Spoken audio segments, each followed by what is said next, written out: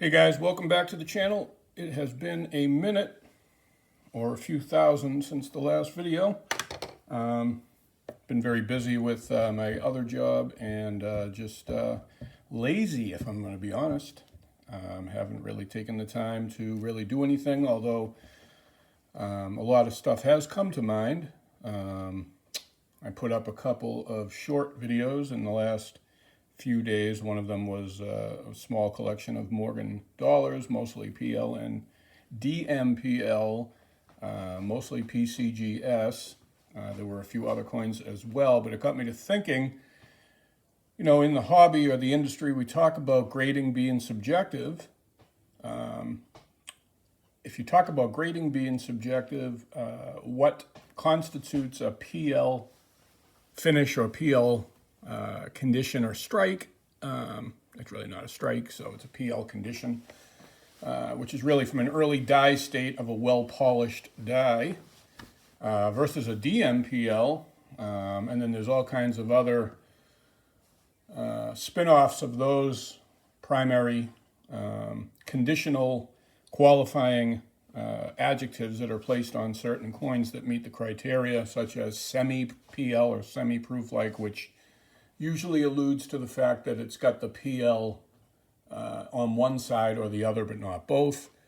PCGS and NGC and CAC grading do not use the semi-proof-like, but ANAX does. I'm not sure if ICG does, and some of the lesser-known slabs will also use some sort of a variation of that. And then there's ultra deep mirror and a handful of other ones. Most of you probably know that PL and DMPL, proof-like and deep mirrored proof-like, are not restricted to Morgan dollars, although we most often see them on Morgan dollars. They can apply those suffixes to the grade to any coin that meets the criteria. And over the years, that criteria has changed. So, you know, when we look at a proof coin, one of the things that stands out the most is the mirrors or the reflectivity of the coin. You know, you have a frosted device and you have strong, sharp mirrors, which may be more difficult to see on copper coins or darker coins. It's easier to see it on silver coins. But you can see that smooth, I don't want to use the word shiny, but that polished almost mirrored finish on the proof coins, and on the proof-like coins, that's really the only qualifier. You also get a cameo effect on proof coins where the devices are heavily frosted, and against the mirrored background, it creates almost like a black and white effect or a watery effect, and you know, a coin can have a cameo appearance and not have enough mirrors.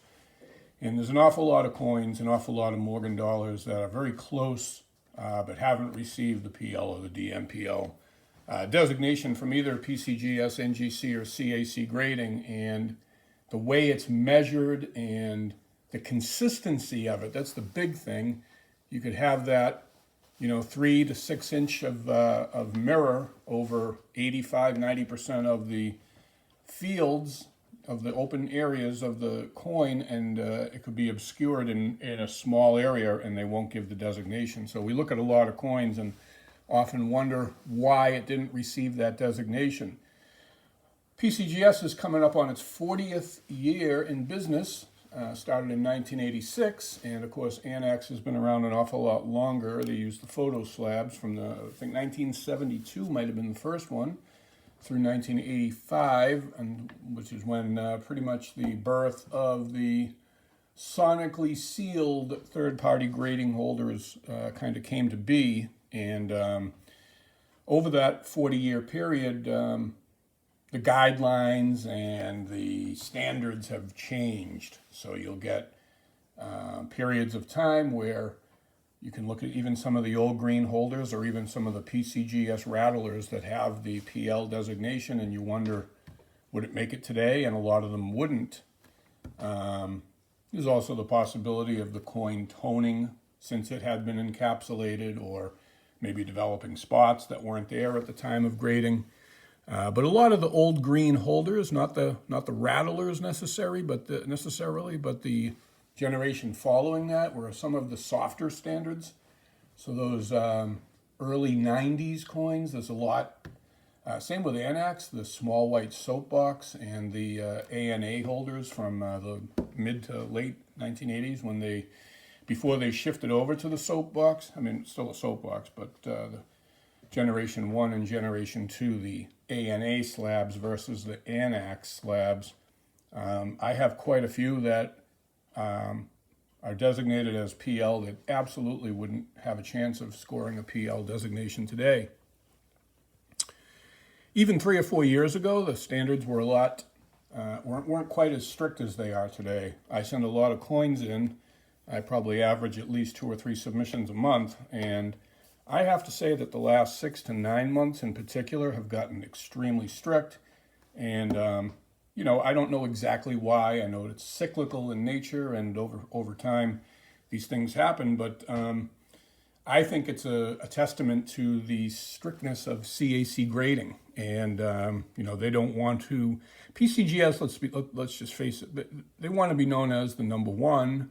They want to set the bar, and the last thing they want is for another company to be considered more conservative.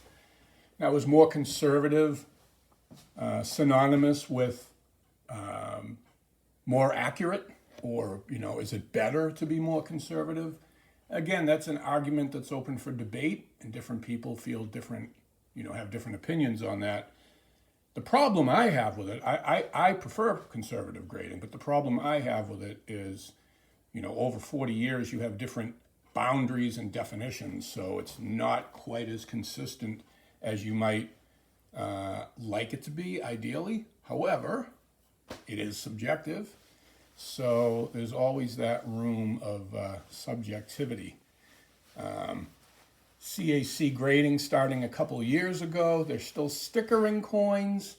Kind of feels a little bit like a conflict of interest to me. They are, working alongside NGC and PCGS and other companies, and they have other interests with other coin dealers that almost feel conflict of interest-ish.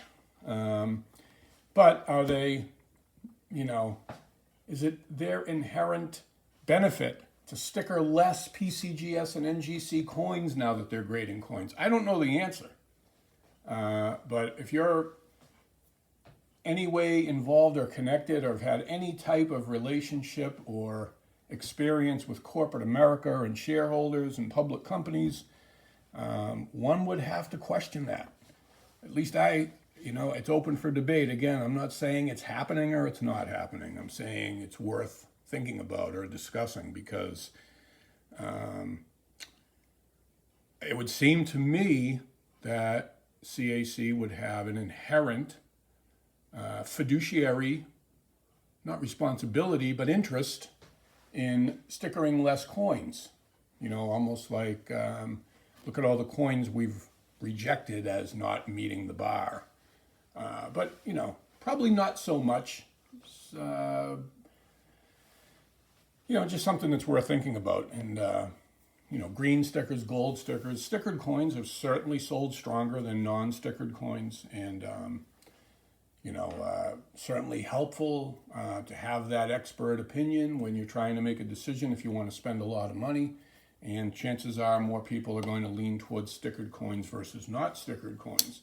With that said, I've seen some crazy prices paid for gold stickered coins. Now, CAC defines a gold sticker as the coin in question being at least one full grade higher at a minimum than what it's presently assigned, and they ignore pluses. So a coin graded 65 plus, in order to get a gold sticker, would have to be the low end. In other words, I forgot to mention that in the initial description, but the low end of the next grade up. So a 65 or a 65 plus in a PCGS holder, to get a green sticker, would have to be top end for the grade. Let's say top 20 or 30% of 65s.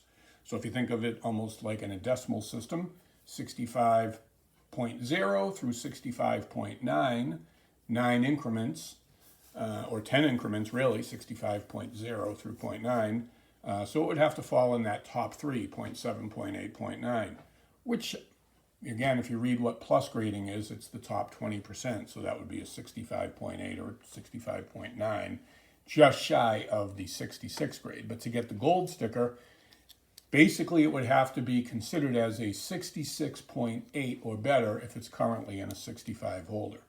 So take all that numerical alphabet soup for however you want to interpret it and make your own decisions. But I will say that I saw a coin the other day, a 1958 Washington quarter in a PCGS 65 plus holder. Now, if you look at gray sheet, a 1958 quarter in MS65, which is extremely common, doesn't really trade for much above melt. They probably sell for about 10 or 12 bucks, and gray sheet, I believe, was $12 on a 65. They don't have plus grades. I think 66 was like $16 or $18, maybe $20, even if it's $25. And then 67, I remember, was $85. Not until you get to 68 do you see a huge, huge price jump, and I believe it's $2,500. So let's just go with a 65 being $15. I know it's less than that. I think it's 12, but we'll say a 65 is $15. A 66, we're going to call it $30. I know it's less, but we're going to call it $30. A 67, I remember, is $85. This is gray sheet bid. And 68 is $2,500. So a PCGS 65 plus with a gold sticker, that's CAC saying it's at least a 66.8. Might even be a 67. Okay, maybe. I don't know if PCGS misses too many of their coins by 2 full grades. Maybe it's not 2 full grades, 65 plus to 67. It's at least a grade and a half. Certainly, again, it's subjective. I'm sure there are some out there. So even if it is a 67, it's an $85 coin, but the coin was for sale and actually sold for $475. So there's really no explanation for that other than what's happened is we're buying the gold sticker. We're certainly not buying the coin, because you could buy a 67 if gray sheet bid is $85. With any kind of searching, you should be able to get one pretty easily for $100 or less. So rather than go out and find a nice MS67 superb gem 1 notch away from a 68 and maybe look at a few and take the nicest one, if people still have the skill of actually looking at the coin and analyzing and reviewing the coin versus just looking at the plastic, the number on the grade and whether or not it has a green or gold bean. Let's just, buy the first numerical graded coin we see. We'd rather buy the $475 ultra rare gold stickered coin. So I don't know who does this. Apparently, a lot of people are doing this. So to each their own. It's their money. If that's, if you're collecting rare stickers versus rare coins, then it's probably worth it. Anyway, enough on that topic. We're 14 minutes into the video, and what we have here is a very small 3-coin submission of medieval, MEDIEVAL, European coins, a PAXS William I penny, a Florence Grosso, and another coin that I can't remember. I think it's another William I penny. I remember them all being, $500 to $1,500 thereabouts, but I tried selling 2 of them raw for a period of time, and I said, you know what?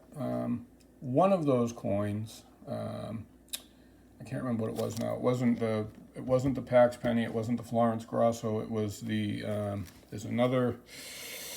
It had the look of mint state, but I don't see a lot of these. I'm trying to remember the name of the coin now. Wait a second. It's a hold on one second. I'll tell you right now in 1 second. It's a. Well, I'm going to look it up. We're going to move on. I'll have the answer for it in a minute, but we're going to open this package. We're going to look at these 3 coins. By the time I come back, I'll know what I'm talking about. It's an English hammered coin, I do know that. A Canute, that's it, C-N-U-T, a Canute penny. That's the one, it's got this rainbow colored toning, and it's a hammered coin. I've never graded hammered coins, but in looking at it, I was on the cusp of it being like an AU 55 or 58 or a mint state coin. It might come back not even genuine for all I know. I guess we'll find out shortly. So let me get my knife and let me open up this package, and we'll be right back. All right, folks, we are back, and this is the we are going to see what they thought of these medieval coins. These coins range from, I believe, 1066 through the 1300s, early 1300s. I believe the Florence Grosso is the newest of them all. And then you've got your tax penny and the Canute.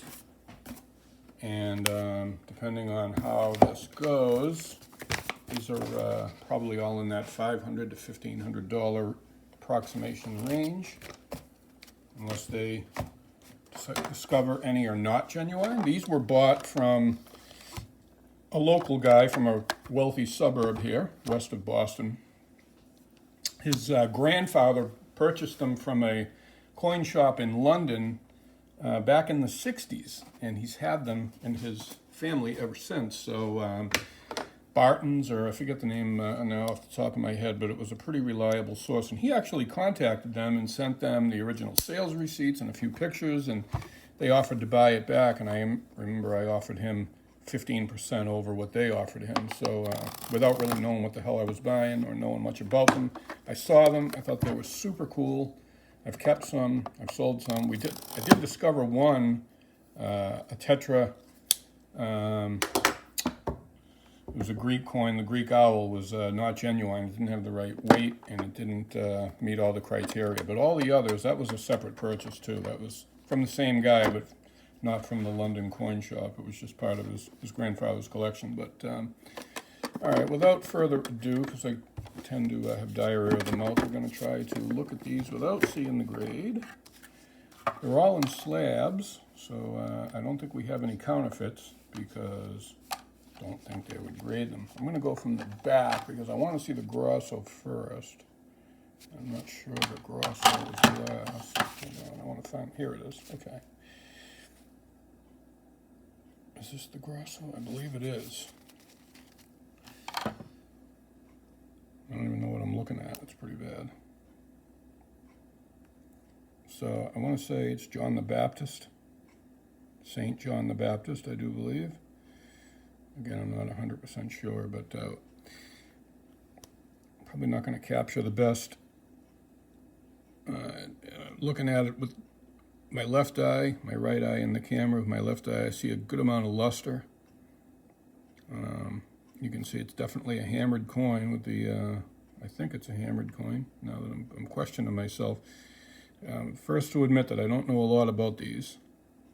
So if you have more insight or anything that I'm saying is not correct, please leave comments in the comments section. So let's take a look at, but yeah, I'm pretty sure this is definitely a hammered coin. So FLOR for Florence. I'm not sure what the other words are.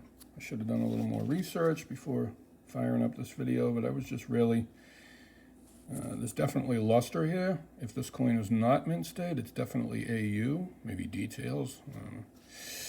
I guess we'll take a look at that. There's not even a details, so that's a great sign to start. They thought the surfaces were, I mean, they look wonderful to me. I didn't see anything that would hold it back, but again, I've never really, you know, I would have to say it's an MS61, but it's probably an AU 55, AU 53. So there it is. All right, I should have went with my second instinct. Definitely 1482. I said 1380s. Okay. I have to defer to them. They're the experts. So that coin code 1003063, have to look that up after. But Italy, Florence, Grasso, 1482, AU 53, and whatever the other codes are there. Very, very delightful piece for sure. There's probably not too many in the PCGS database, so I don't know. It could be a top pop for all I know. The last coin, I believe, is that Canute. So I believe, oh no, this might, I'm not even sure what I'm looking at. Let me see here.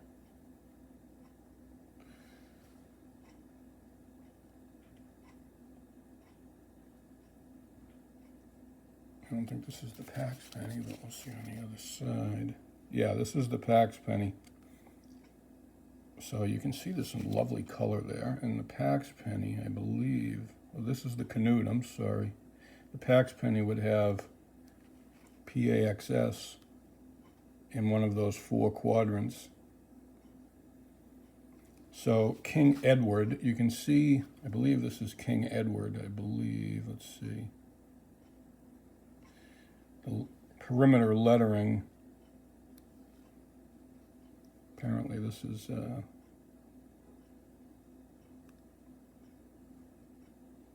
I'm foolish, I don't even know what I'm looking at. So we have an ungradable, I wonder why. Bent, well there it is. So this is the Canute, okay.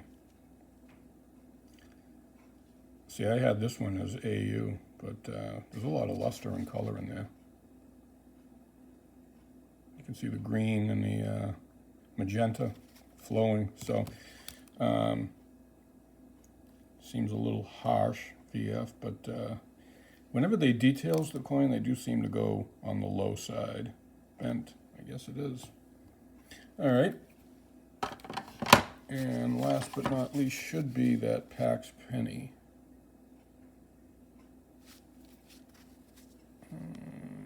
Let's see. And that's it. That's William I, the king. And a lot of these early pennies, William I is a slight different variation of that design and the perimeter wording, even though it's not really well on display here, is reflective of William I, William the Conqueror. And here's the Pax penny, PAXS, another hammered coin that, if the last one was bent, this one could be too. I really don't know. Oh, we don't have a genuine, so I guess 2 out of 3 is, you can't really expect better on these types of coins.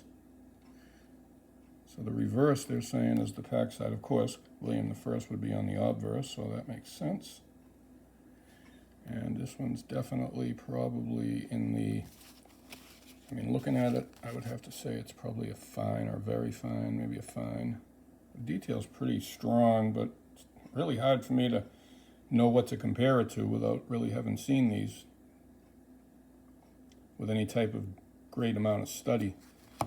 I would have to guess maybe like a fine 15 would be my instinct. So, yeah, no complaints by any stretch.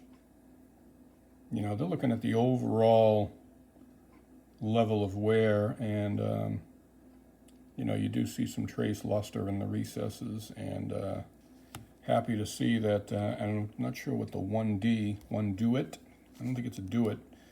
Not sure what the D stands for. I know this is 1 penny. It's a silver penny in terms of what the currency is, but the earliest pennies that were floating around medieval Europe times.